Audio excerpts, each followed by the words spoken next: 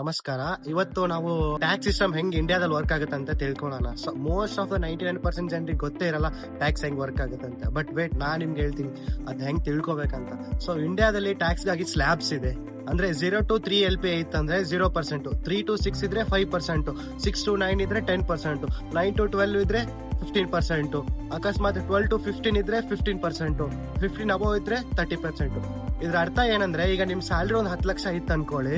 So ನಿಮ್ಗೆ 10 ಲಕ್ಷ ಬರೀ 10% ಬೀಳಲ್ಲ ಇಲ್ಲಿ. ಸೊ ಇದು ಸ್ಟೆಪ್ ಬೈ ಸ್ಟೆಪ್ ಆಗಿ ಟ್ಯಾಕ್ಸ್ ಅಪ್ಲೈ ಆಗುತ್ತೆ. ಈಗ 0 to 3 ಗೆ 0%, 3 to 6 ಗೆ 5%, ಈ ತರ ಆಗಿ ಅಪ್ಲೈ ಆಗುತ್ತೆ.